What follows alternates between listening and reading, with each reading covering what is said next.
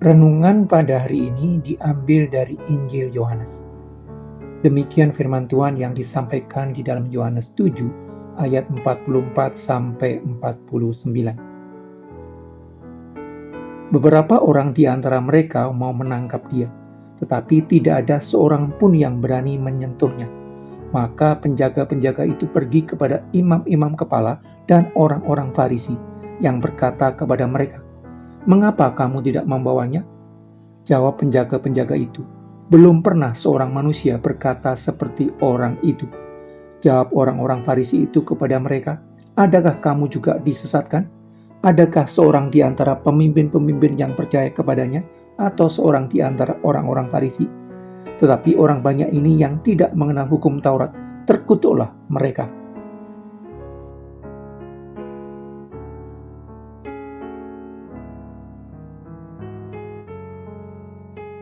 Mengajar bukan hanya membagikan pengetahuan dan informasi kepada orang yang diajar, tetapi juga upaya untuk membuat orang yang diajar mengerti apa yang disampaikan. Mengajar orang bertujuan mengubah pemahaman orang terhadap sesuatu. Mengajar orang bertujuan untuk mengubah cara pandangnya terhadap kehidupan. Diharapkan setelah mengerti pesan yang disampaikan, akan menggerakkan orang yang diajar untuk melakukan sesuatu sesuai apa yang telah disampaikan si pengajar. Untuk membuat orang mengerti apa yang disampaikannya, seorang pengajar perlu menggunakan bahasa yang baik dan mudah dimengerti oleh pendengarnya. Untuk menggerakkan pendengarnya melakukan apa yang disampaikannya, seorang pengajar perlu memiliki keyakinan bahwa apa yang disampaikannya benar. Keyakinan bahwa apa yang disampaikannya benar akan menjadi tenaga pendorong yang memperkuat perkataan yang disampaikannya. Jika seorang pengajar tidak meyakini kebenaran yang disampaikannya, akan terlihat dari perkataan yang disampaikannya. Sekumpulan informasi datar dan kering tanpa makna. Tanpa keyakinan atas kebenaran yang disampaikannya, seorang pengajar hanya akan membagikan serangkaian informasi dan pengetahuan kepada pendengarnya. Tanpa keyakinan atas apa yang diajarkannya, tidak mungkin menggerakkan orang melakukan apa yang diajarkannya. Penjaga-penjaga bait Allah yang diberikan perintah oleh imam-imam kepala dan orang-orang Farisi untuk menangkap Yesus yang mengajar di bait Allah, melihat dan mendengar pengajaran Yesus. Penjaga-penjaga bait Allah yang telah terbiasa mendengar para ahli Taurat dan orang Farisi mengajar, mendengar perkataan Yesus karena tugas yang diberikan kepada mereka untuk menangkap Yesus. Akibatnya mereka memiliki perbandingan.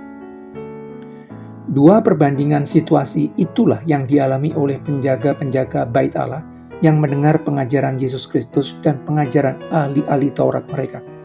Ketika mendengar pengajaran Yesus Kristus, mereka takjub, perasaan tersentuh dan tergugah atas apa yang diajarkan. Perasaan tersentuh dan tergugah akan mendorong dan menggerakkan orang untuk melakukan apa yang diajarkan. Sebaliknya, ketika mendengar pengajaran para ahli Taurat mereka, tidak merasakan apa-apa. Perasaan hampa yang timbul sebagai reaksi dari apa yang diajarkan tidak akan mendorong dan menggerakkan orang untuk melakukan apa yang diajarkan. Situasi ini mirip sekali dengan ketika iblis mengutip firman Tuhan untuk mendorong Yesus Kristus yang dibawa iblis ke bubungan bait Allah dan mendorongnya untuk menjatuhkan diri dari atas. Yesus yang mengerti dengan baik bahwa misinya di dunia adalah untuk melakukan kehendak Allah, tidak terdorong dan tergerak sama sekali untuk melakukan apa yang dikatakan iblis. Firman Tuhan yang disampaikan oleh orang yang tidak mengenal Allah tidak akan berdampak sama sekali kepada pendengarnya. Dua reaksi yang berbeda timbul ketika mendengar Taurat yang sama diajarkan oleh dua macam pengajar yang berbeda. Pendengar takjub karena Yesus Kristus mengajar dengan kuasa, sedangkan para ahli Taurat dan orang Farisi mengajar tanpa kuasa, membuat pendengar mereka tidak merasakan apa-apa. Itu sebabnya para penjaga bait Allah yang mendengar pengajaran Yesus mengatakan, "Belum pernah seorang manusia berkata seperti orang itu," sebagai reaksi atas apa yang mereka dengar. Hikmat dan kuasa di dalam pengajaran Yesus menunjukkan bahwa Tuhan sendiri yang berbicara, yang membuatnya sangat berbeda dengan para pengajar Israel lainnya. Itu sebabnya setelah mendengar pengajaran Yesus, para penjaga bait Allah mengalami perubahan besar. Perkataan Yesus mengubah total pemikiran dan perbuatan mereka. Para penjaga bait Allah menolak mengerjakan tugas mereka menangkap Yesus. Mereka melakukan tindakan sebaliknya dari yang ditugaskan pemimpin mereka. Pada masa sekarang, para pemberita kebenaran juga dapat dikategorikan ke dalam dua kelompok yang sama. Para murid sejati Yesus Kristus yang meyakini berita yang disampaikannya, dan para profesional yang mengerjakan tugas yang diberikan kepada mereka. Para murid sejati Yesus Kristus yang telah merasakan kebenaran Injil, mengajarkan Injil kepada orang lain dengan keyakinan akan kebenarannya. Sebab Injil yang mereka beritakan bukan disampaikan kepada pendengarnya dengan kata-kata saja, tetapi juga dengan kekuatan oleh Roh Kudus dan dengan suatu kepastian yang kokoh. Para murid Yesus Kristus yang telah dilahirbarukan dan memiliki Roh Kudus di dalam dirinya mengajar orang lain dengan kekuatan yang diberikan Roh Kudus. Hasilnya, para pendengar akan merasa diberkati dan diubahkan untuk semakin serupa dengan Yesus Kristus. Sedangkan para pengajar profesional mengajarkan kebenaran karena itulah kewajiban mereka sebagai orang yang memperoleh upah dari kegiatannya.